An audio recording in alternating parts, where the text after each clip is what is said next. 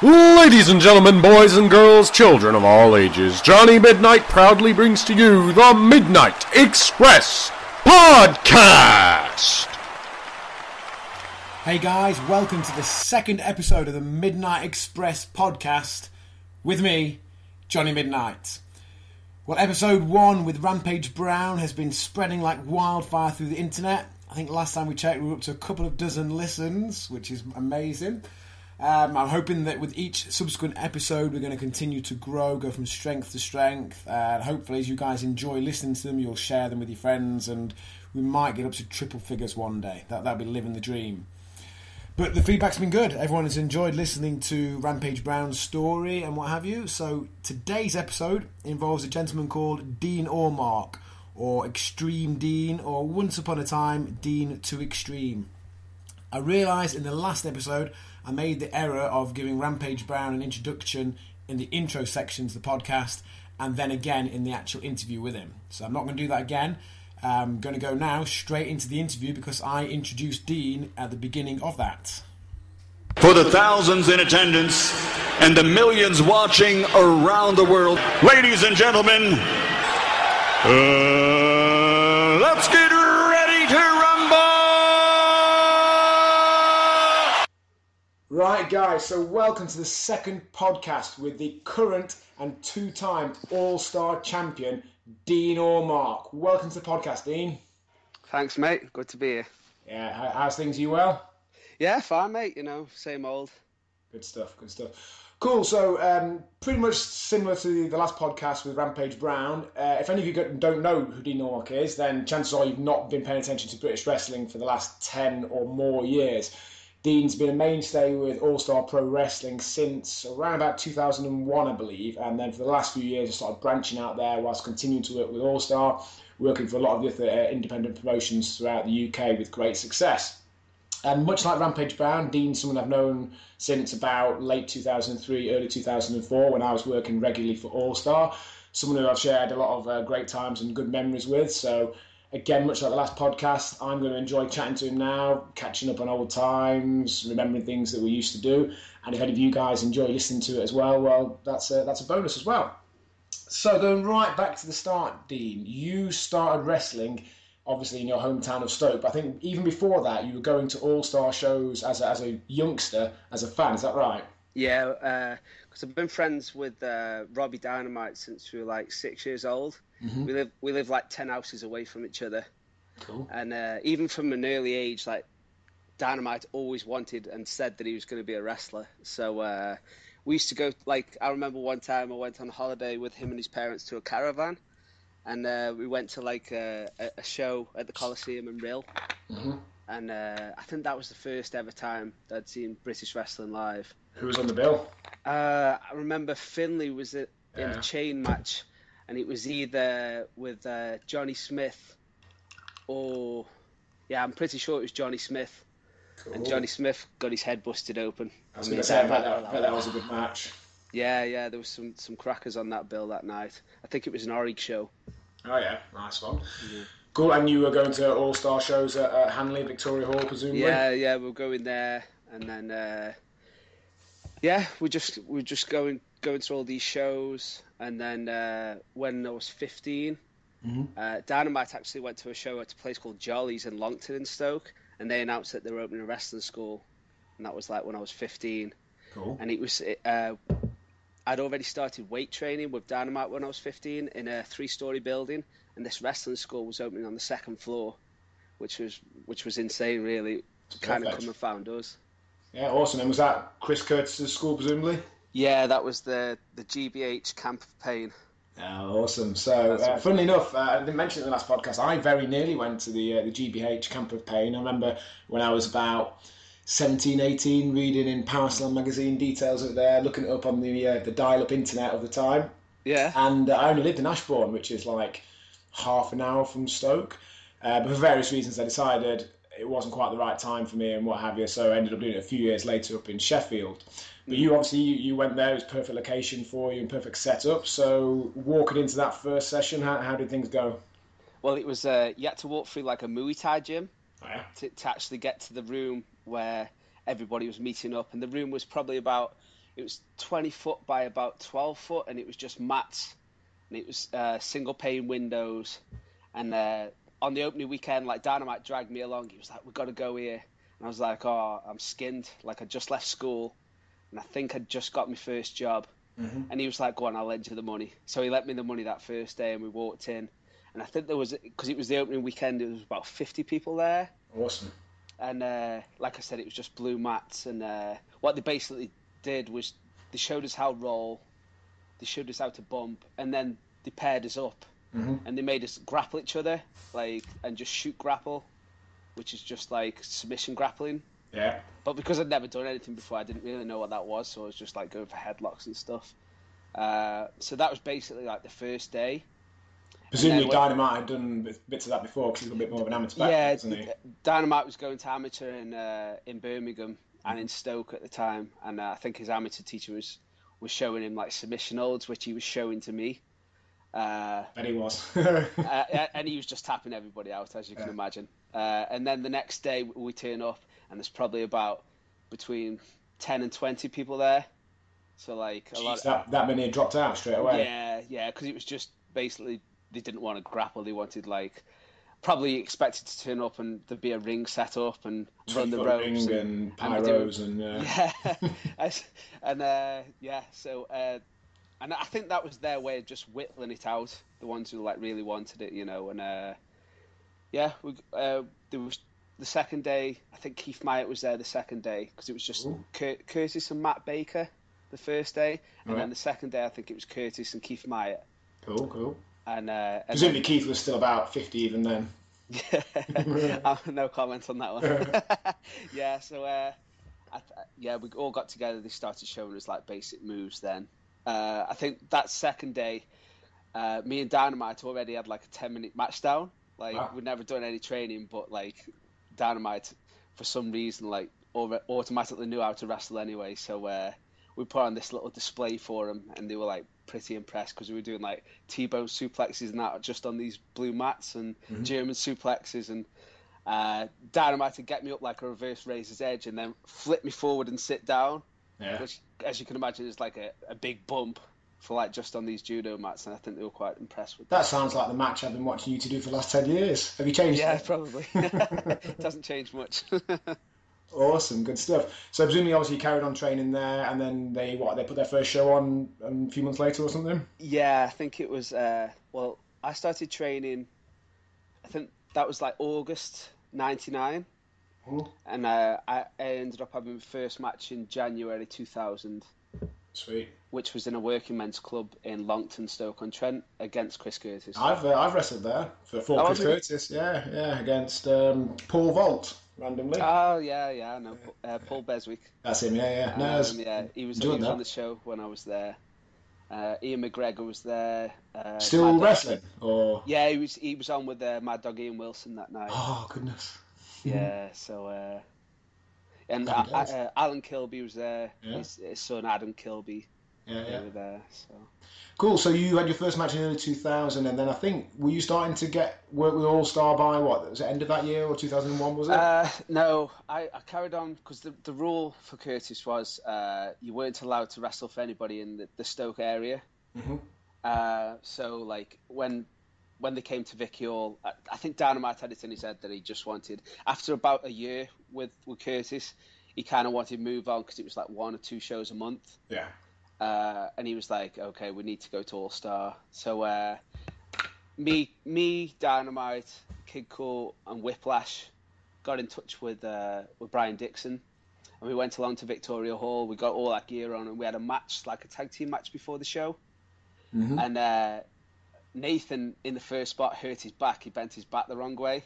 Right. Pretty much kicked himself in the back of the head. And Brian was like, oh my God, like you could see the look on his face. He was like, these guys don't know what they're doing. And just to cover it, like I think I picked Dynamite up, gave him a tombstone and hit like a frog splash off the top rope just to get something in, just to show him that like we do know. And then that night we were thrown in a battle royal, which was on first for some reason. Right. In that battle royal, I think the smallest guy was like Spinner McKenzie, but apart from him, like everybody was probably over 18 stone. Right. You had like Avalanche in there, Skull Murphy, Barbarian that used to be in the WWF, a fella called Brad Elliott who was like £350. Jeez. So as we were walking from the dressing rooms at Victoria Hall, like, but all the guys were like stood on each side of the corridor, and we just had to walk through, and you could tell like we were going to get it that night, and we did, big time. I can imagine. So presumably as well, that was your first time, or around about your first time of meeting a man who would go on to be a fairly big part of your life in the aforementioned Brian Dixon. Yeah. So what it was is we got battered in that one. Dynamite got put in a singles match with a fella called Ron McClarity that night, an American fella. Wrestled as a Hollywood Blonde. Cool. And then that was basically what we were doing. We were going to shows. Brian was saying, yeah, keep coming. And we were either in Battle Royals, Royal Rumbles, getting the crap kicked out of us, or he'd stick us in like a four-way. And Steve Storm was with us. Steve Strong, I don't know if you know him. Steve Strong, yeah. Yeah, he was with us as well, and it used to like alternate between like the four of us, and we do four ways. And then I think Dynamite and Nathan left GBH. They were like they started getting more work for All Star first. Yeah. I think Brian liked the look of them because they were both in pretty good nick. Yeah. So they went on to the camps. I stayed with Curtis, so did Whiplash. And then two things happened. I did a charity show in Stoke for a fella called Mike Weaver. And obviously the rule being that you can't work for anybody else, but I got offered to do this. And I said, I can only do it if I wear a mask. So I wrestled Dynamite in a mask. Curtis found out about it and then said, you know the rules. What was your gimmick? What were you called? I think I was like Yoshimitsu. I was going to say you weren't like masked Dean Allmark, were you? No. That would have been the clue. No, I used to play a video game called Tekken. Oh, I know Tekken. Yeah, so I went with Yoshimitsu, which is a guy off there. He used to spin around a lot, didn't he, and give you a spinning back fist with his sword. Yeah, I didn't do any of that stuff. But yeah, he heard about that. Somebody grasped me up, and he said, "You know the rules. Like, can't let you work here anymore." I was like, "Okay, cool." And I had a job in a factory at the time. Yeah. And after being there for a year, they made me redundant, so I had no job. So both of them things happened like in the space of 2 weeks. And then as soon as that happened, Brian said, "Bring him on the camps." So I went on the camps. Happy days. First week, I think it was like it was early 2001. Yeah. And what was your experience like on the camps? So I got picked up the night before. The first day was Minehead Butlins. So I got picked up on the Monday night, got there, met the Midge and Brian. I travelled with them. And my first week on the camps was with the Knight family. There was Ricky, Roy, Julia was there, Soraya. A fella called Sex Pack. Well, I heard of him. Yeah, he's a good guy. He's a nice guy. And so basically my first week on and Steve Strong was with us. Yeah. So I think my first week was me and Steve Strong against the Superflies, Ricky and Roy, and they beat the shit out of me all week. There's a theme developing here. Yeah. So this was paying dues again. My first day on the camps, got the crap beat out of me. Got back to the dressing room. I was like, when do we shower? And the Knights were like, oh, you shower when the ring's down. So we start taking the ring down. Did they then shower when the ring was down? Well, this is the thing. Like, I was carrying a board. We were taking the ring down. I'd done okay in the match. And you had to carry the ring from the skyline to a ring van that was outside. Yeah. And as I got outside, like, Brian was doing the ring with us at the time. And a gust of wind knocked me sideways and I hit Brian on the head with the board. Ooh. Yeah, which didn't go well, down too well. He was carrying a board as well at the same time, so it's pretty dangerous. So he called me a bloody object. Wow. And, I bet you've been called that a few times over the years. Yeah. So, got back to the dressing room and said the Knights had told me that we shower when the ring's down. Yeah. So as soon as I did the ring, went back to the dressing room, had a shower, come out, saw all the bags had disappeared in the dressing room. I thought, this is a bit strange, I'm the only one here. Get downstairs and they were all in the car waiting for me. So that was like my first experience of being ribbed. It was like 20 minutes after everybody else was in the car, there I turn up after having a shower, and Brian was like, "Where the fuck have you been, you bloody object?" So, yeah. So I my had first exactly the same thing. What pretty much happened to me. I can't remember what it was. I think it was Bogner when I first started, and someone sent me to do something, only a minor job after we'd finished the ring. It wasn't a shower, it was a minor job. Came back outside, walked around, couldn't find anyone. Found Brian in the car, going, "Oh, where the fuck have you been? What fucking time do you call this?" Like, the end of it for the entire car journey to wherever we were going. Oh, well, that was the start of the week for me, and it was just from there on, like, I was given jobs to do, like, every time we stop at the petrol station, I had to get the bucket and sponge that they have at the petrol station and wash Brian's car, like, in front of all the boys. And when we got to Butlins back then, the beds weren't made. Right. So everybody on the team had to make everybody's bed when I got there. Breakfast in the morning, after everybody had finished that, I used to have to collect the dishes, take them up. And just little things just to make sure, like, I think it was Brian's way of saying, like, I don't like you, so, like, I'm not going to fire you, but you're going to quit. Yeah. So I got through my first week, and then the week after, like, I spoke to Rob, and Rob was saying that Brian wasn't too happy with you. You hit him on the head with the board, and I think Dynamite defended me, saying, like, did anybody show him actually how to carry a board, which nobody did. Yeah. So I think that kind of worked in my favour. I was off that week, which I was a bit gutted about. And then I went back on. Brian said, bring him again. And Dynamite was with me that week. So I think Dynamite pretty much, like, showed me the ropes. Mm-hmm. Yeah, so that was my first week. Was Brian kind enough to drop you anywhere near your house on the way home that week? Our meet's always been, like, Junction 15 on the M6. Holiday Inn. With, the post house there. And Dynamite's mum would always pick us up. So, remember my first week on the camps, April 2004. Firstly, Brian told me to get the train down to Skegness to meet us there, and then he said it was a 5-minute walk from the train station to Butlins. Oh, yeah. Brian must walk very, very fast, because it wasn't a massive walk, but it's probably more like 45 or 50 minutes, not 5. Yeah. And then on the Thursday night, having done Minehead, he dropped me at Liverpool train station. Yes. He said, you'll have no problem getting a train over to Sheffield. I got a train at about 1 in the morning across to Manchester, and had to wait around at Manchester train station till maybe like 4, maybe half 4, something like that, till the first train then went across to Sheffield, and then straight into work for about half 6, I think I was in. Oh, bloody hell. Indeed. Bless him. Yeah, typical Brian. Exactly, yeah. Cool, so that's always taken us to sort of middle 2001. You carried on working regularly, presumably doing the camps and the town shows and what have you. Yeah, the way it worked back then, it was a lot busier than it is now. It was pretty much like all year round, and you were guaranteed like about 6 jobs a week.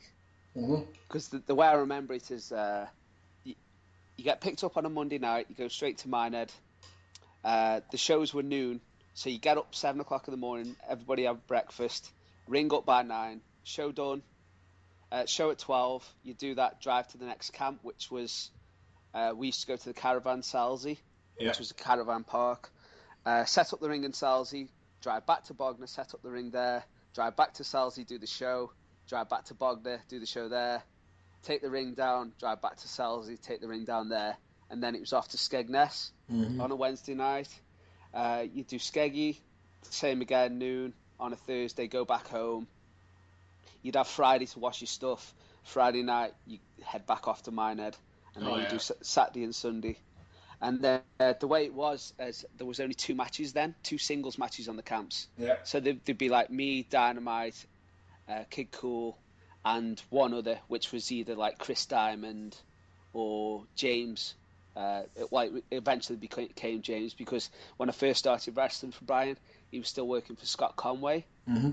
And I didn't meet him till probably a good, like, a month, 2 months in to my run on the camps. So, and I think as well as the camps, he used to run the town shows, which he used to use the big Americans for. So he used to have, like, a camp and a town show on the same day. Some days we used to get doubles. Say we'd do, like, Salsey, Bognor, and we'd do, like, Portsmouth, like, at night time. So you do, like, a triple in the day, which was cool. Nice one. Anytime we could do a double from the camp to a town show, we did that too. But I think he used to do like 2 separate teams, and he used to save the Americans for the town shows. Happy days. And presumably around about this time as well, you took the what could be argued to be the ultimate revenge on Brian by starting to date his daughter, Letitia. That was in 2002. Right, okay. Yeah, so after probably about maybe a year of first meeting her, yeah, we kind of got close. So, bless. Is there any more you can say about the story there, or is that as far as kind of got close will go? Yeah, well, it's just life on the road, isn't it? Presumably Tish was doing the announcing for the shows as she does now. Back then, was she? Yeah, she was. I think we started pretty much at the same time. Yeah, and we got friendly. Friendly, bless you. And then you guys got married fairly quickly. I think you just got married when I first met you. So would that be around about summer 2003? Yeah, it was August 2003. Look at that from memory. Around about your 20th birthday, if maths serves me correctly. Yeah, so five days after turning 20, I was married. Young lad, bless you. Happy days. And then obviously Joseph was on the way not long after that. Yeah, Joseph was born in 2004. Yeah, he's just turned 10. I saw you a few weeks ago, didn't I? I couldn't believe how big he is now. Yeah, he's absolutely huge. He's a tower above me, for sure. Cool. So around about that time as well, so presumably while you were expecting Joseph, you and James and Frankie and Robbie did the TNA shows over in the US, yeah? Yes, we did. Cool. How did that all come about? So I was just coming off the back. I'd been out for a good 8 weeks because I had a grade 4 ligament tear in my left ankle. I was working. I was wrestling Whiplash at Bognor. All I was doing was going for a monkey climb, and my ankle went over, but I still tried to make it. Still tried to jump while it was on its side. Right. And I just did like a big snap, and then landed on him, jumped off, and Mal Mason was referee. I just said to Mal, something's gone snap. Rolled out the ring and gone into shock and passed out. Jeez. And when I regained consciousness, I was backstage, took my boot off, and from my knee to my toes, it was all black and blue. And it was like 3 times its normal size. And went to the hospital, and they said, "Oh yeah, ligament damage there for sure. You're going to be out for a while." Turned out to be a grade 4 ligament tear, which is like the worst injury I've ever had. So I was out for. I think I tried to come back reffing after about 3 weeks. Yeah. Because as you know, like wrestling's been my job since like 2001. So when you sat at home for 8 weeks with no wages coming in, it's tough. So I went back reffing after 3 weeks, and every time somebody was taking a bump, it was just absolutely killing my ankle. And getting up and down was absolutely murder. So I ended up having the full 8 weeks off. 5 more weeks after that. And then when I came back, it was one of my first shows back, and it was the Northgate Arena, Chester. I was there, mate. I was there. Yeah, and I'd just come out of my match, and Brookside come up to me, and he said, "I'm looking for 4 guys to go to TNA in America. It's ran by a fellow called Jeff Jarrett, and you'll be wrestling 4 Mexicans, so are you up for it?" And I was like, "Oh, bloody hell, I've only been wrestling for 4 years. I don't know if I'm ready." And I said, "I'll let you know in like an hour, let me think about it." And I went and spoke to Tish, and she thought I should go. So I went back, and I said, "Yeah, okay, I'll do it." I think it was probably because I think we had to leave the next day to catch a flight in London. So I think he was struggling for men, to be honest. I know, 'cause wasn't Whippy going to do it, but he didn't have a passport or something like that? Yeah, I think Whippy was definitely asked, and he didn't have a passport at the time, and luckily enough I did. So I said, okay, I'll do it. Like I said, we had to leave the next day, drive 5 hours to, I think it was Gatwick we flew from, and then from Gatwick to Newark Airport, and then Newark to Tennessee, to Nashville. Cool. And you were there for a couple of weeks in total? Yeah, I think it was 2 weeks all in all, and we did two separate tapings. When it came out on TV, it was shown as a pay-per-view. Yeah. But what actually happened was the first week, it was literally as we landed, we went to the show. We wrestled 4 singles matches. I think Explosion was taped, and TNA Impact, the TV show, was taped, so everybody was there. And then a week later, we did the same again. We did a tag match, and we did an eight-man on the second week. Because it was all part of the International Cup they'd got, wasn't it? That's Team UK, Team Mexico. Yeah, TNAX Cup it was called. Uh-huh. And I'd never even heard of TNA at the time. So, like, turning up and seeing all these... Like, Sting was there, Raven was there, Sabu, all these fellas that I wasn't expecting at all, that I'd grown up watching. And I was kind of like, oh, this is a big deal. And then Dave Taylor turned up. He was like our manager. Yeah. God knows what reason, because he should have been wrestling, to be honest, because Dave Taylor is an amazing wrestler. And I think they just wanted to use him as the mouthpiece because he was good at promos. Sure. And he came in as our manager. Yeah, so my first singles match was against Mr. Aguila, who used to wrestle in WWF as... S.A. Rios. S.A. Rios, yeah. Turned up, and apparently, like, he had a bad knee. He was tired, and I was the bad guy in the match, which was one thing that I'd never done before. And it was probably the worst singles match I'd ever had in my entire career.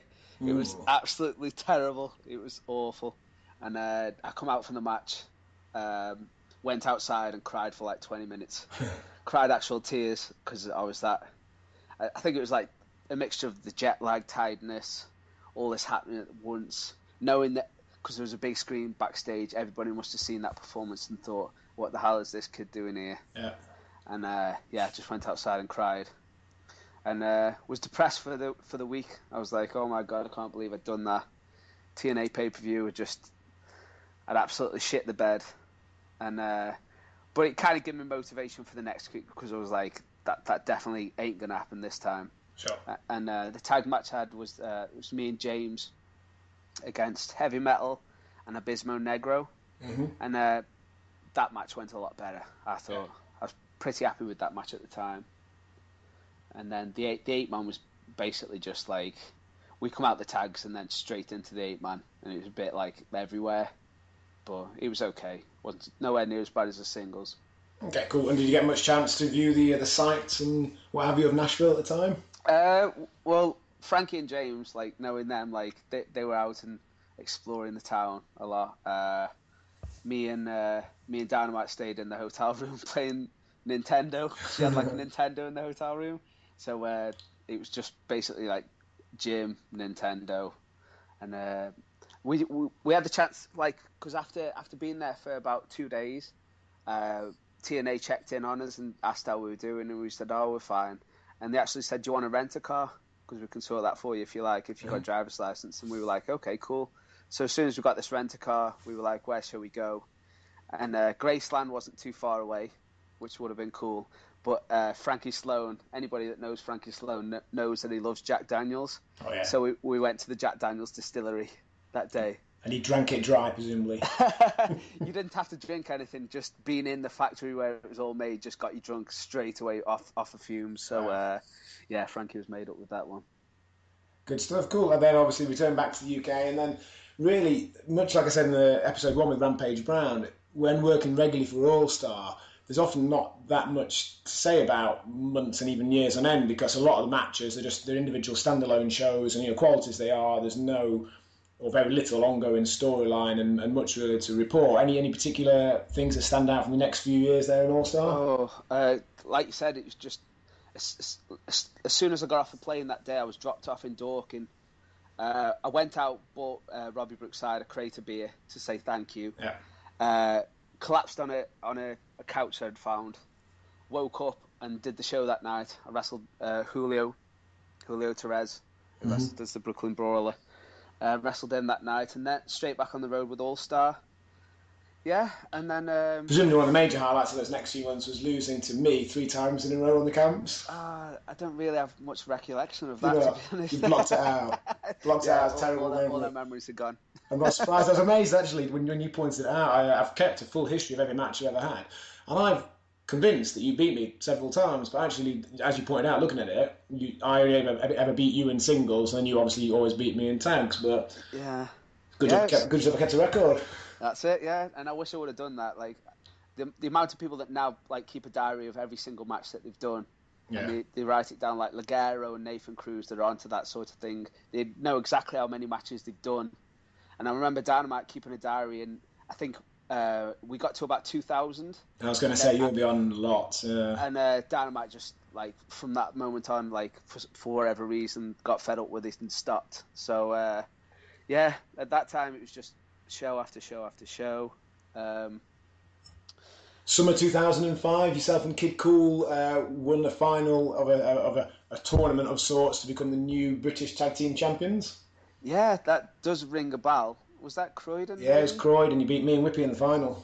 There we go. When I say the final, I mean the only match of the tournament. Yeah, the only one that took place. Yeah, a good match that was. I'd say it was one of my favourite matches. Yeah, and I'm just gutted because I bought a video camera in 2007 and started recording my matches then. But anything before that, it was very, like, Dynamite used to take a video camera around with him, but he used to just watch the match and then record over it with the next one, you know, and a lot of matches were lost, including, I haven't got any matches against you on tape whatsoever. I think the difficulty back then, as like I said, that it was tape or what have you. So with digital recordings nowadays, firstly, it's so much easier to take them, and then you can store them so much more readily. Back then, it was just that little bit of extra of a faff and a cost and an effort that, yeah, I only got a handful of mine recorded back in those days. Yeah, and it's just, I wish I would have been more into, like, recording my matches then like I am now. Like, there isn't a match that I have now which isn't recorded, and most of them are thrown on my YouTube channel. Mm-hmm. Yeah, I've seen them. Yeah, I've seen them. And then also around that time as well, he started feuding with Dynamite over the mid-heavyweight title. Yes. Yeah, it was probably about 2006, maybe we started doing that. And it was 2006, I remember, being the year where I started feeling like everything was coming together, and we started doing that, and we had some really good matches, like Falls Count Anywhere matches, where me and Dynamite would, like, brawl up to the balcony, and I'd throw, like, he'd hang off the balcony and stuff like that, and knock him off the balcony. And I think that matches... Hanley, you did that at Hanley. I remember watching that from there was like a weird setup where, like, they had bleachers there at night, and we were brawling up the bleachers and throwing him off and then doing a dive across off the bleachers. You jumped down, didn't you? You jumped down like a series of steps and then did a dive across from like 8-10 foot up in the air onto onto the stage. Him there and got the 3 count on the stage, which is cool. And we started doing the series of matches, and I can remember thinking to myself, oh, I'm actually getting quite good now. And it was round about the time they opened my school in 2006, and I think just that it wasn't until I started teaching people how to wrestle and bumping that I thought, for all the 6 years that I've been wrestling, I don't think I've been bumping properly. I think I've just been just falling down and not just thinking about it. Yeah. But because you're teaching people, it's kind of like you're thinking about it more, and then you start incorporating it into your matches, and I think that's why I started getting good, you know. So we started doing that. The school came, and then, we did, the FWA got in touch, and we did FWA versus All-Star in Morecambe. And we did Team All-Star, which was me, Dynamite, Robbie Brookside, and 5-Star Flash, against Johnny Storm, Stevie Knight, Hayde Vanson, and Spud. They were Team FWA, and we did similar to the X Cup thing, but it was 4 singles matches and then an 8-man tag, and it was like a point system. And I wrestled Johnny Storm that night. Again, I was the villain in that one, which was again weird. But I remember coming out of that match, and I think we did like 20 minutes or something like that. And I think at the time I wasn't known by anybody or like. Yeah, presumably the FWA crowd wouldn't really have known who you were, would they? I think I was just known as like a holiday camp wrestler who probably couldn't wrestle for toffee or whatnot, but I was good with the crowd. That always confused me when people thought that holiday camp wrestlers weren't any good, when really they're by far and away the most experienced wrestlers in the country. Because you're wrestling 6 times a week. Exactly. Near enough every week of the year. Like, how could you not be good? And I remember coming out the match, and Mark Sloan was there, and he come up to me and he said, "Oh, that was a really good match." And I never knew that you could wrestle like that, because he'd only ever seen me. He used to bring his students to Bognor, and they used to do shows, and he used to obviously see me wrestling at Butlins, totally different style. And after my match with Johnny, he come up and he said, "Oh, I was really impressed with that. I didn't know that you could wrestle like that. Like, well done." I was like, "Oh yeah, cheers, mate. Thank you very much." And that was kind of the start of it then. So it was just basically after 2006, I thought, yeah, I'm getting pretty good at this wrestling stuff. Yeah. Finally, after 6 years, finally getting the hang of it. So what was the result of that FWA All-Star couple? I didn't see that. Yeah, so the thing was, FWA, obviously, on their turf, ended up winning. Mm-hmm. Me and Dynamite did a thing where, obviously, we had a rivalry at All-Star, but we were tag team partners in the 8-man. Eventually ended up us falling out. I think I went for a dive on Johnny. Johnny moved out the way. I dived onto Dynamite. He pushed me. I super kicked him outside the ring, which got him counted out. As I turned around, Johnny pinned me 1, 2, 3. So both of us were eliminated, and we brawled to the back. So yeah, and then they went on to get the victory. I think Johnny Storm was like the overall winner. And then did you have a return in All-Star rings a number of months or a year? Yeah, we did one in Southampton. I think it was me, Brookside, James, and Dynamite against Doug Williams, Jody Flash, George Castano, and Johnny again. Yeah. And obviously, like on our turf, we were the victors. And All-Star were like the good guys this time, and FWA were the bad guys. So. Yeah. Presume as well that was around about the time that FWA was sort of on its way out of the first incarnation, wasn't it? I think it had its last show in early 2007. So was it really? I never really kept up with, like, I used to hear things about the FWA, but obviously, like, being full time with All Star, you didn't really get the chance to like watch anything or anything like that. So yeah, I was kind of in my All Star bubble, as I like to say. And to be honest, mate, when you're a full-time pro wrestler like yourself, it's just another job, isn't it? You know, a lot of people get excited about doing shows for, say, FWA or various other companies, and you know, whilst they can be a good, fun, interesting experience, it is ultimately for a proper pro just another job, isn't it? Yeah, I'd say so. And I always thought that way. But then in 2010, I got the call. I did a show in Gravesend for All Star, and I wrestled Doug Williams on the show. And again, Mark Sloan was at that show. And after my match with Doug, he come up to me and he said, listen, I do this thing. I run these shows over here called Dragon Gate UK. Mm-hmm. And the company in Japan used to be called Toriman. Yeah. Or Torimon. And it was opened by Ultimo Dragon.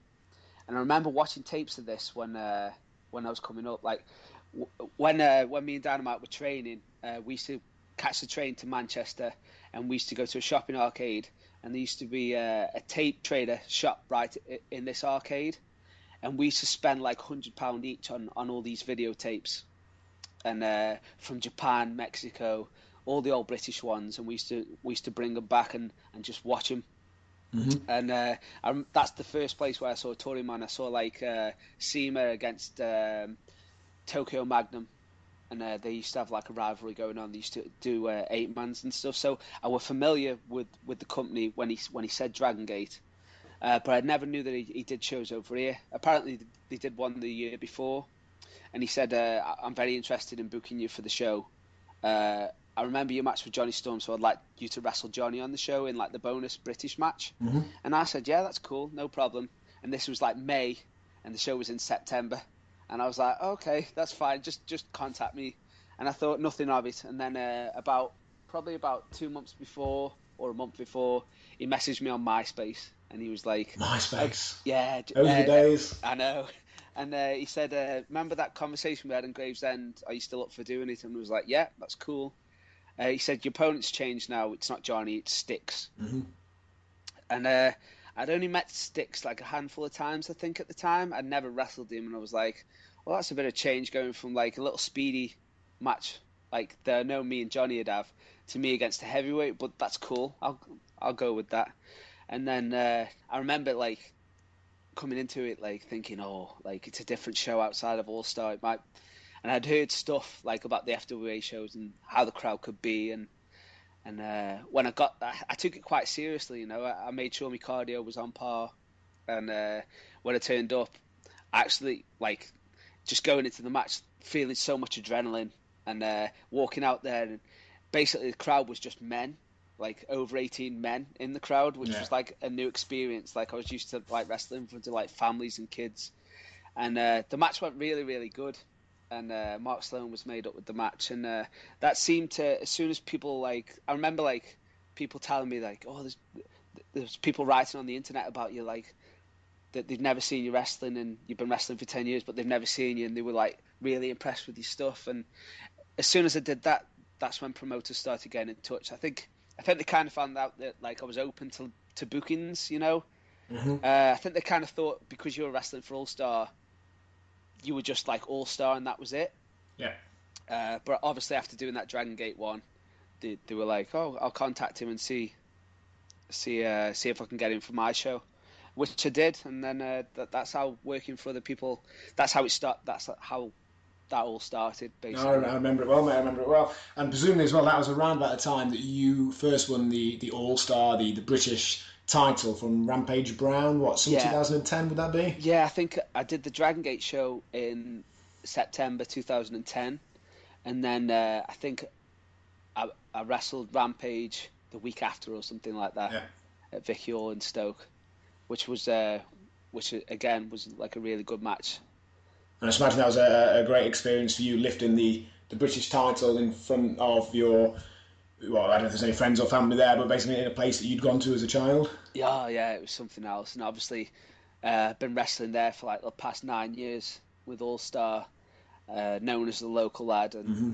Yeah, the crowd all came up banging on the ring after the match, and it was some experience. It was really good. Happy days. And then, obviously, continued to work for more of the independent promotions over the next few years. I noticed last year, I think it was, or maybe earlier this year, you had a match against Justin Liger, is that right? Yeah, it's actually a year tomorrow since I wrestled Liger in Preston, for Preston City Wrestling. And at the time, the promoter, Stephen Fludder, I think I've been wrestling, I think I had my first match for him in December 2011. So I think it was either their second or third show, and they got in touch with me, and I was like, yeah, I can do it. It's an hour and a half from my house, and slowly the shows at Preston City Wrestling, everyone I was doing, it was getting better and better, and they were bringing more imports in, and it got to the point where every show that they were doing and still are doing are pretty much WrestleMania shows now. They give the crowd WrestleMania every single show, and he got in touch with me, and again, it was a big timeline. It was something about 4 months before, and he was like, in November, I want you to wrestle Justin Thunder Liger. And I was like, what? Justin Thunder Liger? And obviously, it goes back to me and Dynamite watching the tapes from New Japan Pro Wrestling and Eurosport, presumably, as well, around about 93, 94. Yeah, Ring Warriors on Eurosport. Just watching Liger on there, and he was definitely my favourite junior heavyweight, and I was like, oh my God, I can't believe I'm going to be wrestling Liger. I never thought this would happen. I remember seeing it on Facebook when he put it on there, and there is something about Liger. I regularly see guys I know putting on Facebook, oh my God, I'm going to get a wrestle so-and-so. And part of me is yeah, it's just your job. Yeah, but then when you announced you were wrestling Liger, I was like, whoa. That is cool. That is awesome. Totally blown away by that one. It was just the fact that my favourite two, growing up, it was always British wrestling and Japanese wrestling, and that's what I was into. Not really into the American stuff as much. Mm-hmm. So getting to wrestle Liger in England was just amazing. I wasn't aware that he was doing shows for other people either. Yeah. So it just basically came out of nowhere. And how did the match go? It was really good. The night before, because it was a super show, so you did the Friday night, there was a Saturday day show, and then the Saturday night, and the night before I wrestled Chris Travis, Joey Hayes, and Kevin Steen in a 4-way, and the match was, and still is, one of my favourites from PCW. It was just everything just went just the way you'd hope a match would go. The crowd were proper into it. It was first on. It just went really good. And Liger watched the match that night, and I think he was impressed with what I could do. So I went out there against Liger, and it was just everything seemed to go really good. Obviously, he started coming at me, and it was just British chain wrestling at the beginning. Obviously, with his time with All Star, being the place that he started out, his British wrestling was really good, and I was able to keep up with him in the British wrestling, which probably he was a bit surprised with. But it's funny because before the show, Brian actually came along to the show with Mitzi, Joseph, and Tish. They all came to see Liger, and they walked up to him, and he took his mask off straight away, and he basically picked Brian up and spun him around. He was like, "Oh, Brian Dixon!" And he was so happy to see Brian. Wow. And then he obviously found out that I was Brian's son-in-law, so I think he just wanted to put on the best match possible, which he did. And for somebody who's 50-odd, he can still go. I was going to say, I've seen a few clips of that match and a few other over the last few years, and yeah, for a guy who's 50, who's basically put his body through what he has done over the last 20 to 30 years, he can still move. Yeah, and thankfully, again, like I took that match seriously and made sure my cardio was there, and yeah, just for a good probably 15 to 20 minutes, it was just all out. It was really good. Really enjoyed it. Just to put a few things in context there for guys who are listening to this who don't necessarily know the backstory. Jushin Thunder Liger, Japanese legend, he was over for All-Star working for Brian Dixon in the mid-80s. Was it Flying Fuji Yamada, was that right? That's the one, yeah. Yeah, as to be honest, there's a lot of the guys around that period did. I think there's probably not that many guys have made it on an international level that haven't worked for Brian at some point, to be fair. Yeah, definitely. An All-Star still like 45 years next year. Amazing. It's like the longest running promotion in the UK. And it's one of the longest running in the world, presumably. Oh, it's got to be up there for sure. So what year did it start? So it's 45. Let me think about that. Yeah, 45 years ago, whatever date that was. 69 then, 69, 70. So obviously like WWE's a little bit older than that. Maybe a couple of the Japanese promotions, maybe like AAA in Mexico, but there's not many. No, definitely not that many, and it's definitely one of the most respected companies in the world, for sure. Yeah, and to be honest, once I realised, to be honest, fair, growing up as a child, I was aware of British wrestling on TV, but it went off TV when I was about 8, and I didn't really know much of the specifics. I knew it was something I'd watched on TV. And then when I first started wrestling, I kind of thought, well, I'll probably just have to do a few little shows over here, and then if I'm ever going to have to do anything proper, I'll have to go to America or what have you. But then as soon as I became aware of All-Star and the frequency of shows they had, the quality of talent, both British and international touring talent, it just was the obvious place to want to go and work. I literally was never particularly interested in going to work anywhere else. I thought if you can work for All-Star, why would you go to somewhere where there's going to be smaller shows, less good opponents, and less regular work? Yeah, it was in my first year of wrestling for All-Star. I'd met Jake the Snake Roberts, Earthquake, Tatanka, Marty Jannetty, and all these guys who, as like a 17-year-old, I was on shows with, and it was just absolutely mind-blowing. I just couldn't believe what I was seeing. Any particular stories from meeting Jake the Snake around that time? The first place I think I met him was in Swindon. Yeah. And I walked in the dressing room, and Jake was talking to a fella called Frank Chick Cullen. Yeah. Who's a British wrestling legend, in my opinion. He's one of the better ones to watch. They were talking in the dressing room, and as I walked in, I went to introduce myself to Jake, and he just had this 20-foot python just let loose in the dressing room, and it was slithering about. And Jake clapped his hands together, and he was like, "Right, time to get the snake in the bag." And he got the bag and threw it over the snake's head and grabbed its neck. And as he did that, the snake wrapped itself around his leg. And Frank Cullen had gone at this point, so it was just me and Jake in the dressing room.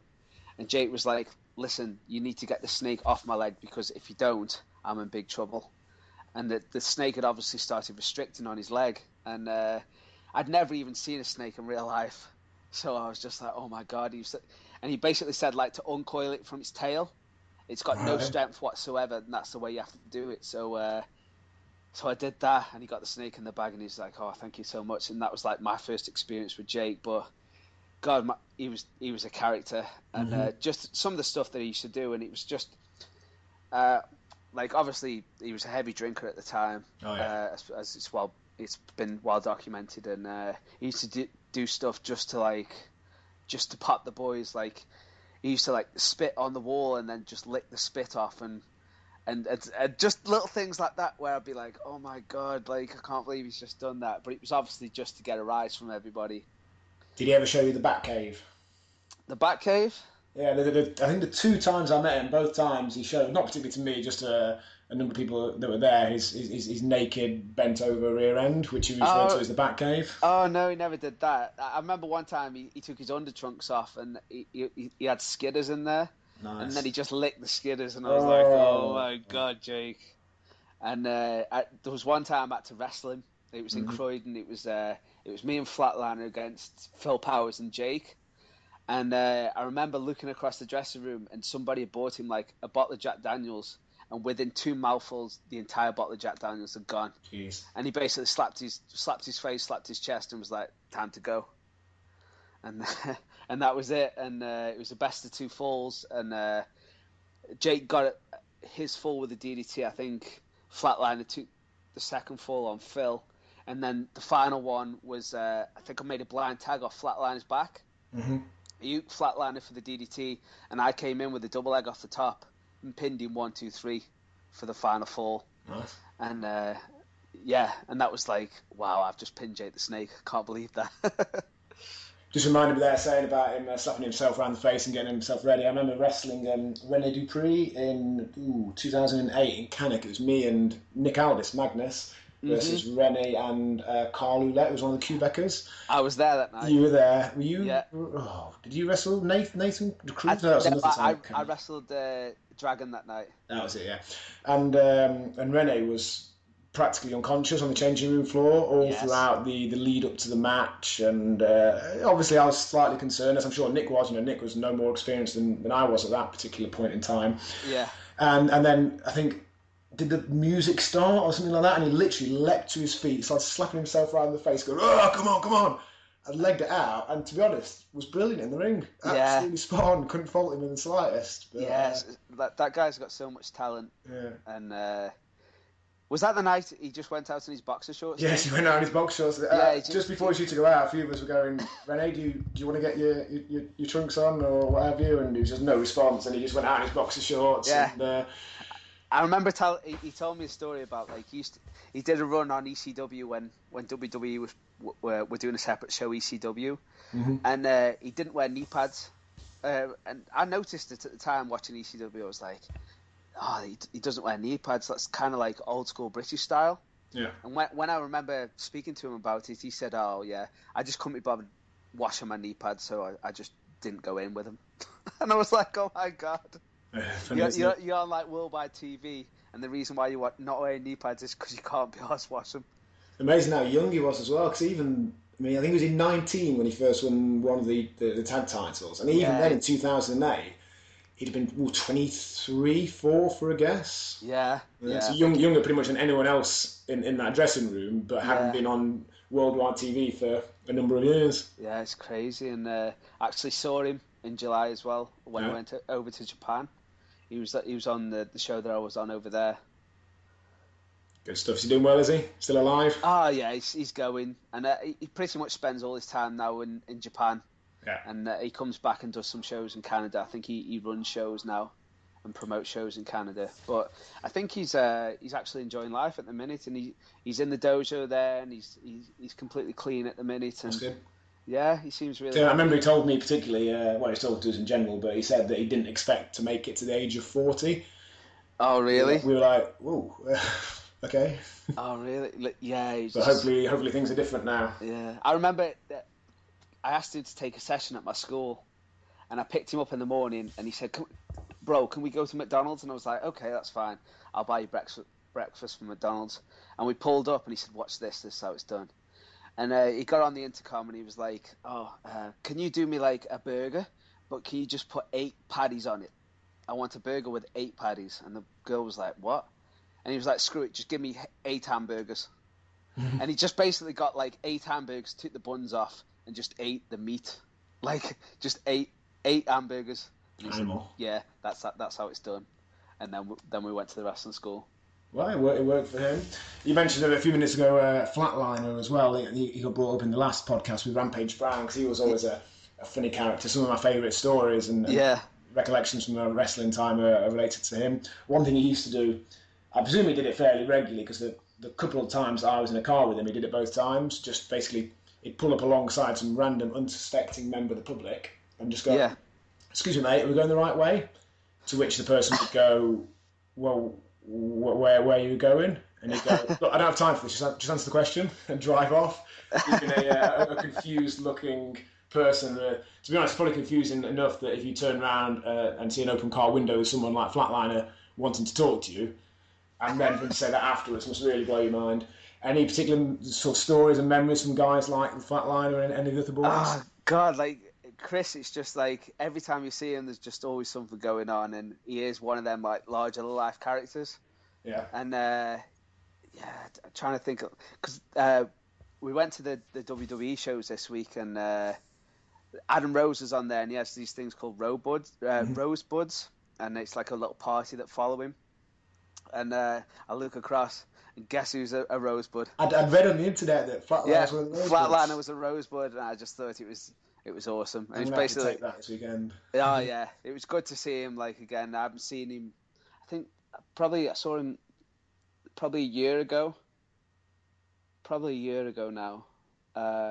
Yeah, but he's doing good. He was quite ill for a while, wasn't he? He had some sort of problem with his stomach. Yeah, he did. He went through a lot apparently, and it was good to see him back and loving life again. Good stuff. So speaking of those WWE tryouts, you obviously had some of your students involved with that this week, didn't you? Not actually students having trials. Right. Okay. What it was basically like, we get free tickets to the shows, and obviously, when you get free tickets, I think it's good for the students, like, to give them to the students, come along and see people like Nathan Cruz was also a rosebud this week, and I know Nathan really well now and been on the road with him for a couple of years, and on SmackDown he actually got a dart match against the Usos too. So it's good to take my students along and see like the British talent there and what they could actually achieve if they put their mind to it and put the hard work in. So that's something I find. I've had a couple of tryouts and just going and seeing that almost that these people on TV are real guys. Obviously, they are really. They're not really anything fundamentally different, but actually seeing them in the flesh and then seeing some of the other guys that the likes of Paul Burchill, Sheamus, Drew McIntyre, etc., coming up through the ranks and going on to it makes you realise that actually, anyone can do it if they apply themselves, put the right things in place and have a look at their look as well. Definitely 100%. And we've been going for a couple of years now, and obviously Joseph's a wrestling fan, so there's been times he loves that, doesn't he? Like we took him backstage, and he's met them all. He's had pictures with all the guys, and in 2006, like I was actually fortunate enough to meet Chris Benoit. It was literally like a couple of months before he died. And obviously, when I was introduced to Benoit, I was introduced to him by Robbie Brookside. Obviously, Robbie Brookside was really good friends with Benoit. And it was just like, hey, how you doing? And literally like an hour later, I was just stood there, and he come up talking to me, and he basically spent like a good 45 minutes talking to me. Okay. Just like giving me advice and stuff, and basically saying to me like if you ever want to come here, like don't ever think that size is an issue or anything like that.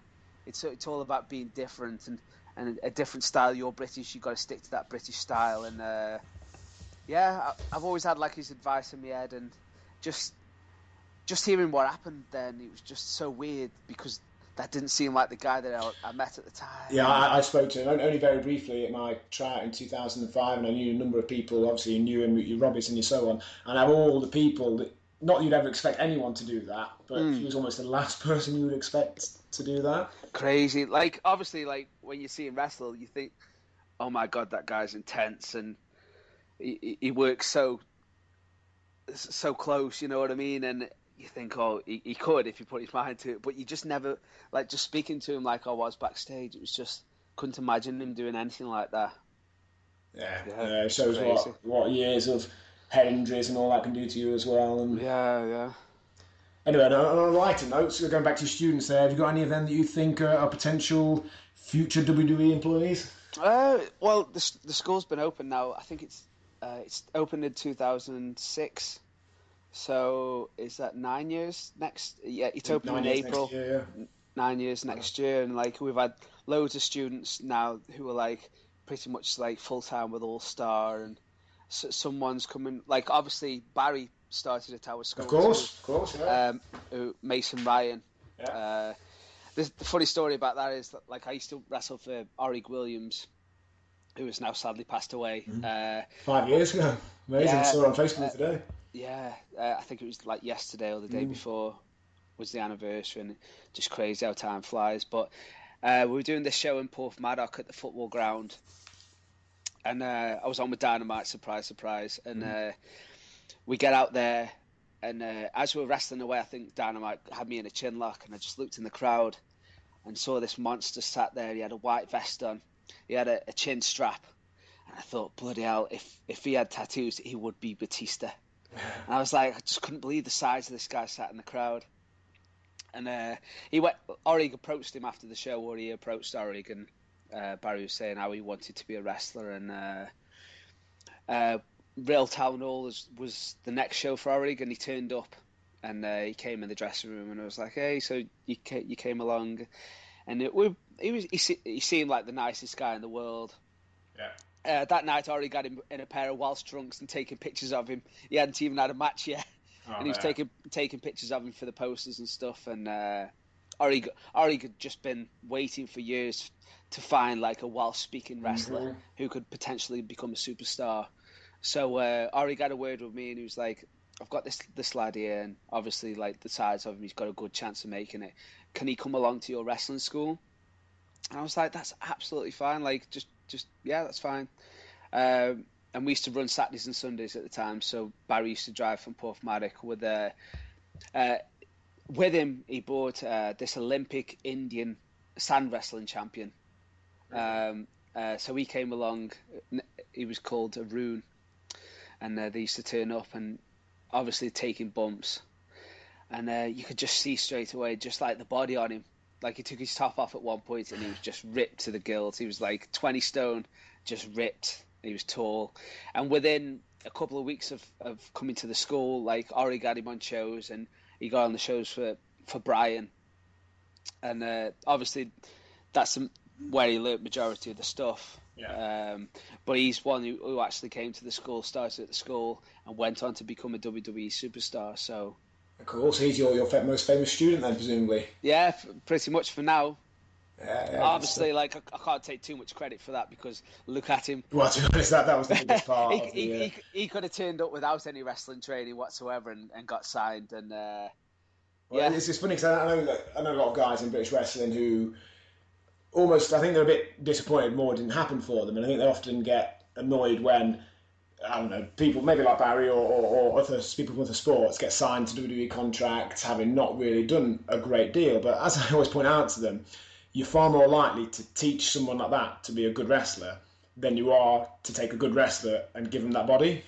Yeah, you know, it's a no-brainer. At the very least, you take them on a developmental deal. If nothing happens with them, then no problem. But they've definitely got the potential in there if they look like that to get the rest of it. Definitely, and the way I understand it, it's like the greener they are, the better it is for them, because they like to work with like a clean slate, like a blank sheet. So teach them their style before they pick up any bad habits, so to speak. So yeah, he was a shoe-in, and he did good, and he was so good. Like, when he turned up on Raw that night, to see him like just run in on John Cena and destroy John Cena, I was like, Barry's made it now. And I'm actually on a show with him tomorrow. I've noticed he's back in the UK. I've seen a few things on Facebook. Yeah. So that'll be good to see him tomorrow. Cool. Any of the other guys sort of potentials for the future? There's a couple of them, to be honest. Like, obviously, you met Ralph, haven't you? Ringo Ryan. Ralph, he's got a proper job at the minute, which he's doing, but he's a cracking little wrestler. Yeah. And, never say never for him, you know. And there's a lad who started wrestling called Caden Lay, who's obviously another Welsh wrestler, who I was introduced to by Orrig, because Caden Lay was, I think he had a medal in the Commonwealth for amateur wrestling, and Orrig brought him to a show and basically wanted like throw him in straight away without any wrestling training or anything like that. But he was smart enough to say, no, it's okay, I'll come to watch the show, but I'd rather get training at Dean's school. And he came for a while, but then moved to Essex.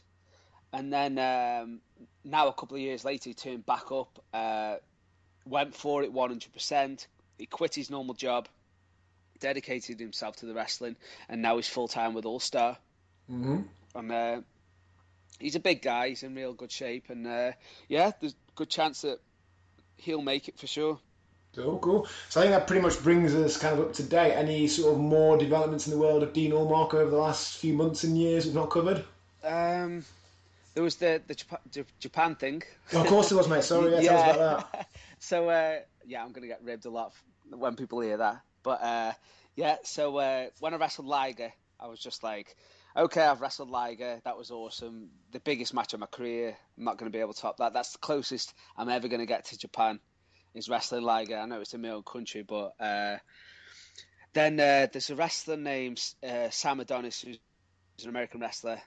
He used to wrestle in developmental for WWE, and he got released and then came over here. Met him. He's a great guy. He's been coming over for Brian. He's been over maybe 2 or 3 times now, and he messaged me on Facebook and he was like, hey, this Japanese booker's been asking about you on Facebook, so it looks like you're going to Japan. Something like, thanks to me or something like that. And I was like, oh, okay, Sam, I've heard that one before. And Brian got in touch with me and he was like, okay, Sam's given my contact details to this Japanese wrestling promoter, and he wants to come and see you at Bogner. He's heard that you're the champion of the company, and that's all he's interested in. So I turn up, do the show at Bogner, I wrestle Sam, come out, and he seems a bit unsure, but he said, like, we want to start this joint promotion thing. We want Wrestle One, which is the company in Japan, to be like a partner to All Star, and we're going to trade talent, and we want champions from Wrestle One to wrestle at All Star. We want champions at All Star to come over and wrestle for Wrestle One. So I was like, okay, that's fine. Like, thinking that, like, on the show was like Ollie and Dynamite as the tag champs, and I thought for sure that he was going to go for them, you know. And a couple of days later, Brian phoned me and he was like, okay, like, Jimmy Suzuki's picked you. He wants you to go over and defend the British Championship over there. And I was like, oh, amazing, that's cool. So, long story short, end up, because it's one of them things with wrestling. When something comes along like this, it seems too good to be true. And you're just like, oh, until it actually happens, I'm not counting my chickens. And then, lo and behold, like, my air tickets came through on my computer, which were all paid for. And in the post came this contract with Wrestle One. And I was like, oh, this is amazing. I'm going. And ended up going in July. Yeah. They flew me Emirates, which was amazing. I couldn't put them over enough. It was like, I've flown with so many airlines, but Emirates was like a hotel in the sky. It really was. It was amazing. The only bad thing was I had to fly to Dubai, which was like 8 hours. I had like an 8-hour layover, and then I had to fly from Dubai to Japan, which was like another 10 hours. And I got on the plane thinking, oh, well, it's probably about 4 hours from here or something like that. Not even thinking, like, my geography's crap anyway. I got on the flight and it was like, came on my little tally 10 hours to Tokyo, and I was like, oh no. And basically, like, got off the plane, got picked up, got some sleep that night, but my body clock was so messed up that I hardly got any. Did a press conference over there, which was quite a big deal because, like, obviously for people that don't know, like, wrestling in Japan is such a big thing. Like, if you're a wrestler over there, you're like a superstar. Yeah. It's pretty much like football is over here. So did this press conference, and then the day after, got to wrestle in the sumo arena there, in front of like 5,000 people, which was awesome. Is that your little one? Yeah, that's Lexi. Bless her. She's about, hi baby, you okay? Go down to Nanny, okay? Be down in a sec. She's what, 4 and a bit now? Yeah, she's 4. She's born a few days after my youngest son, so I shouldn't forget how old she is. Yeah, time flies, doesn't it? Yeah. Little ones running around. Cool. So with the experience in Japan, the match and all that. Yeah. So again, like, as soon as I found out that I was going, I think I had about 6 weeks of pure, like, non-stop training. It was pretty much like running to the gym, which was 3 miles, training, and then running 3 miles back.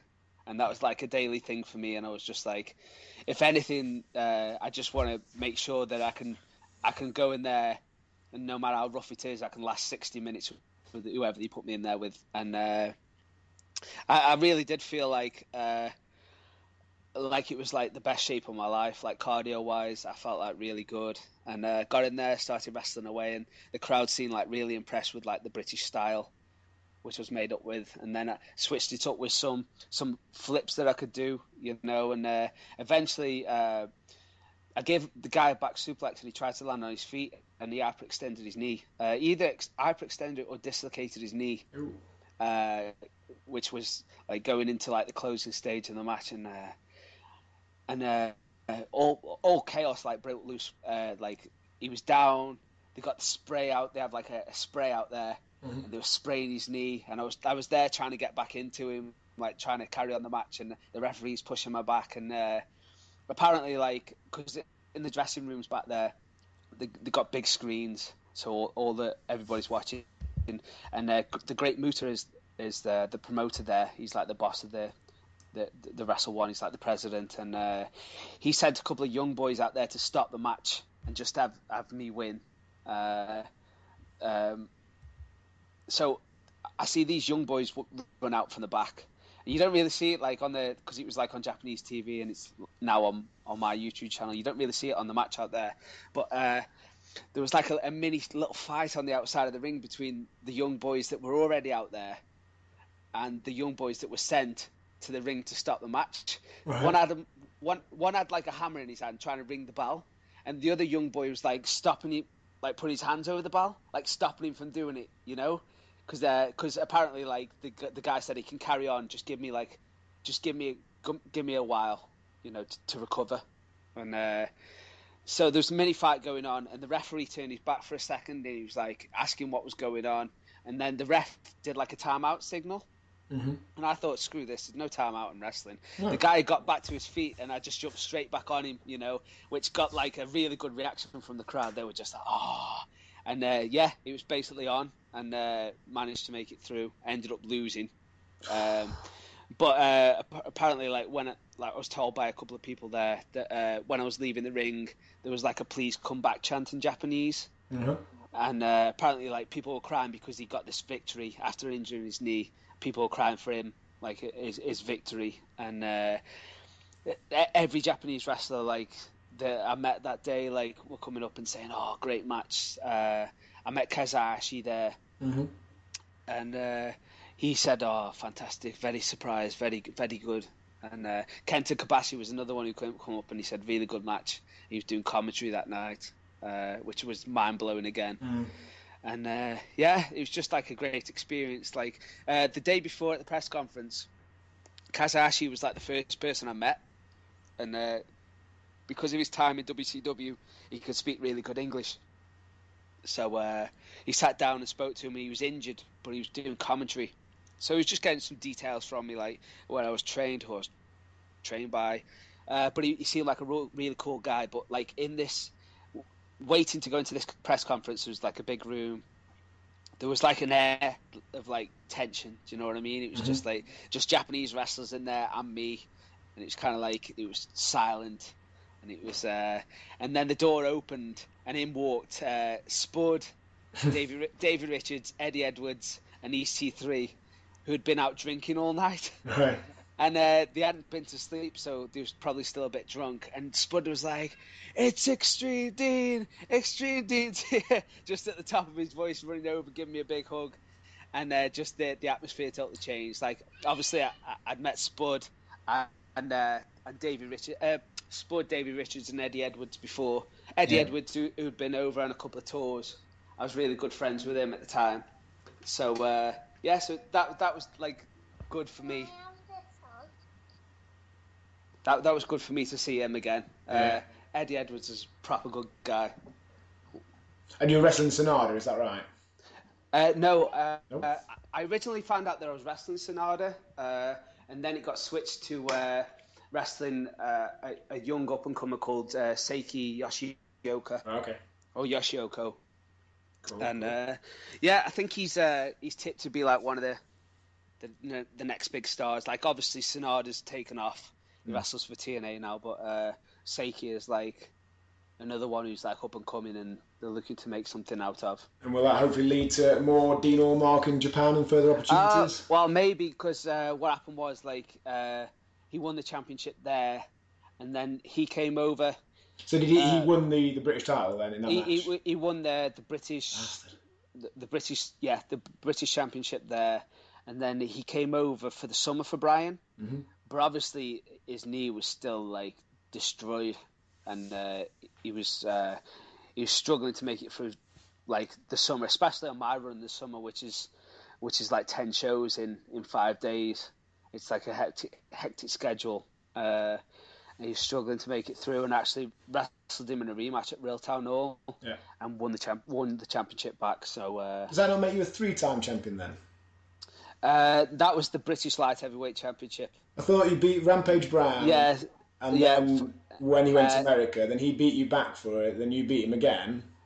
Yeah, and in the meantime, the British Light Heavyweight Championship was like an open title, which I won. Right, fair enough. Which made me like a double champion going into Japan. So, ooh, happy days. So yeah, and any future Japan plans, do you know then, or is that progress still? There was talk of me going in November.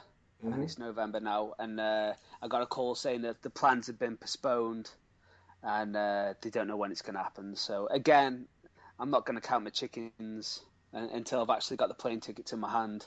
Yeah, sure. But obviously, being in Japan was a place that I'd always wanted to go. It was like a dream come true for me, and just being in Japan in general was amazing. Yeah. The people there were absolutely incredible. Just everybody I met was like really friendly, really respectful, and I thought it was awesome there. So I'd love to go back for longer next time, hopefully. So all in all, a hell of a career there. Really, been 15 years in, been multiple-time champion, wrestled in Japan, America, etc. Have you done what you expected, more or less than you thought you would? That's the thing. It was like getting into wrestling. I'd like to think that it came and found me, with the school opening up that day in the gym where we were already training. And then I never ever thought growing up, it was always in Dynamite's head that he was going to be a professional wrestler no matter what, 100%.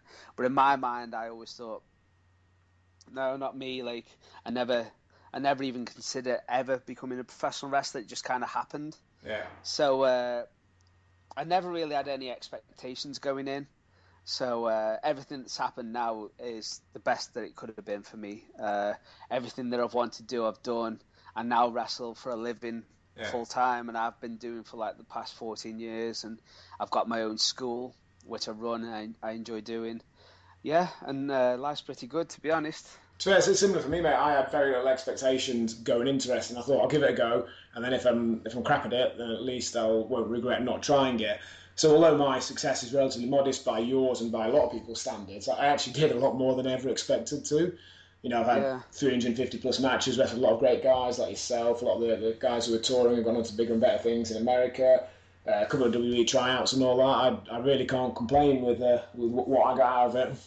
Yeah, it's just wrestling for All Star, knowing that you've got your spot as a regular there, and knowing for the fact that obviously at All Star and now PCW, that every time you wrestle on the show there's the chance that you're going to wrestle somebody who's going to become the biggest star in WWE, like Daniel Bryan has, like Bryan Danielson, who had been over here and he used to stay for 6 months at a time, and was always bouncing from here to America to Japan, and he was the guy that I wrestled every day for 6 weeks at one point, you know what I mean? And then just seeing what he became like the biggest star in the WWE, and it's just mind-blowing. If I'd probably say, to go back what you said earlier about taking Joseph and meeting the WWE guys, that's probably the best thing I've got from my wrestling career, is now my kids, whenever they watch wrestling or they talk about it at school, they can actually say to their friends, my daddy's beat Sheamus, my daddy's wrestled Daniel Bryan.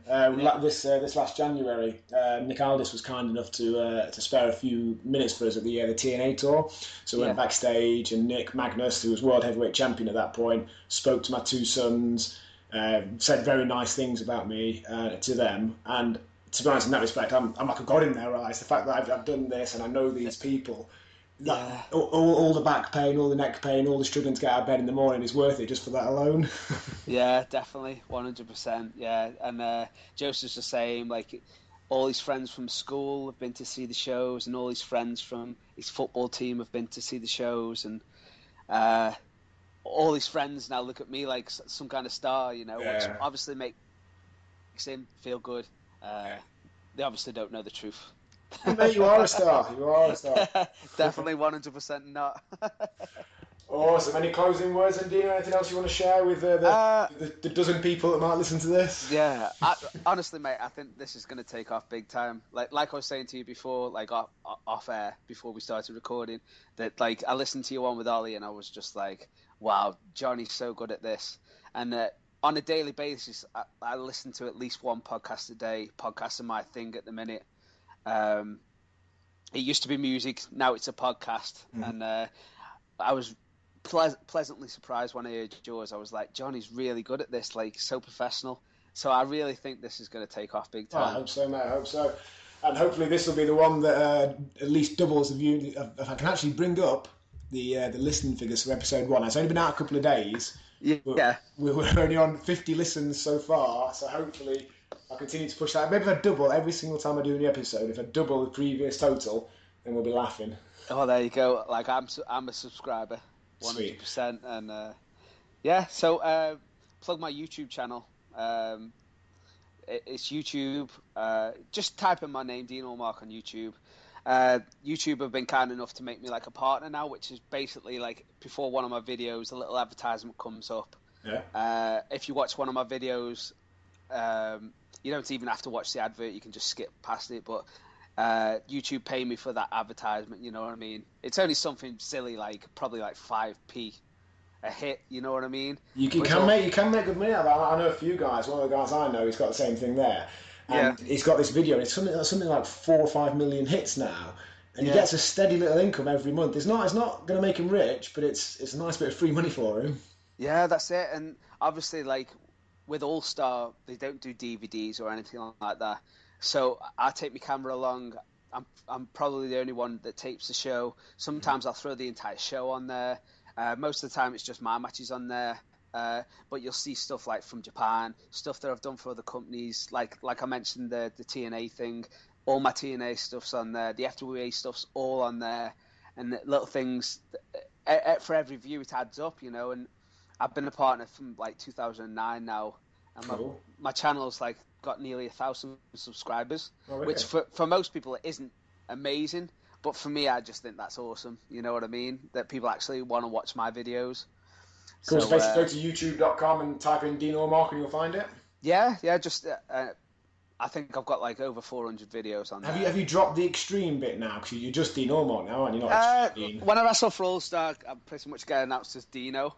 Right. When I wrestle for other people, sometimes they call me Extreme Dean Allmark or just Dean Allmark. You were Dean to Extreme when I first saw you. I was Dean to Extreme. There's a funny story that one time on the lookalike shows, I was long story short, I was wrestling for Brian, had a falling out with Brian, went basically packed up my stuff, started wrestling for Klondike Jake. In Birmingham. His sons are Daz and Dave, the British Undertaker, the British Sergeant Slaughter, and started wrestling for them. I had a great time with them. Like, them shows were awesome. Every show that they did, they had like a tables match, a hardcore match, a cage match. They used to put everything into the show, and absolutely loved doing them.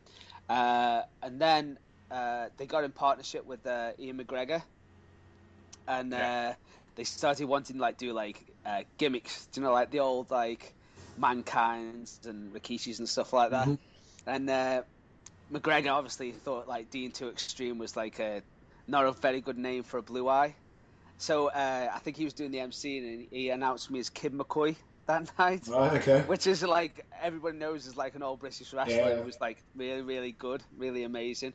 And then we had a little chat about how he wanted to turn me into like RVD tribute. Oh, yeah. And I was just like, oh my god, I can't believe that. And then luckily for me, like a week later, Daz and Dave were doing a ring job for Brian and Hexagon in Reading.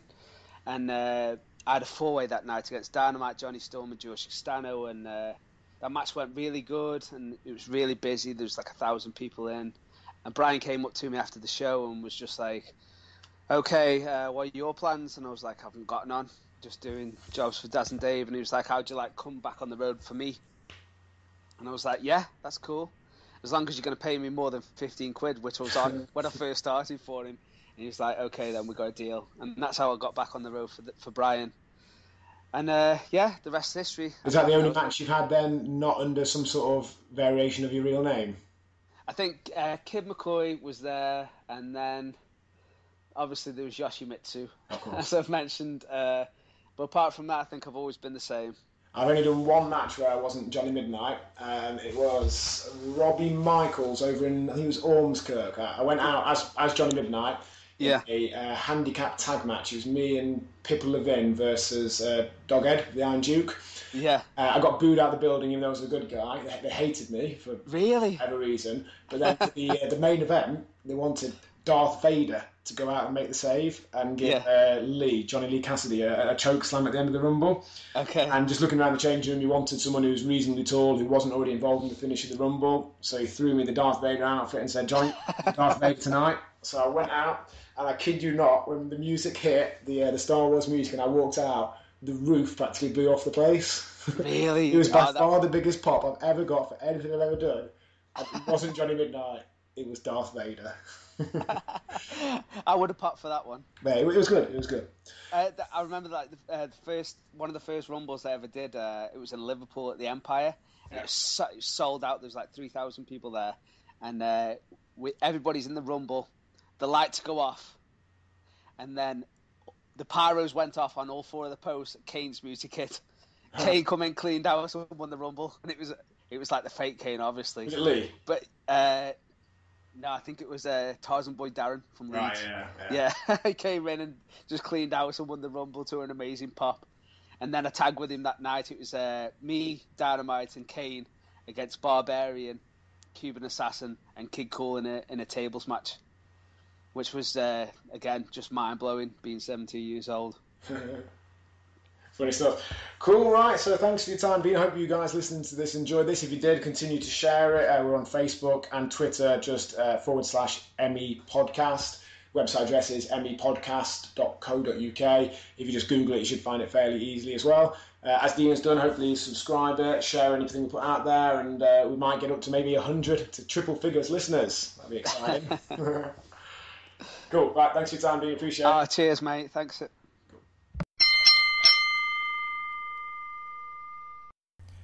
Okay guys, I hope you enjoyed that. A great walk down memory lane from Dean Allmark there. Lots of interesting stories, a lot of extra details about things that he's done that I wasn't aware of, and I'm fairly sure that most people listening to this podcast wouldn't be either. So that's the end of podcast 2. We've got some good guests lined up. We've got Frankie Sloan, we've got Canada's Brody Steele, definitely lined up for the next couple of podcasts or so, and a few other good-sized names over the course of the next few weeks to be confirmed.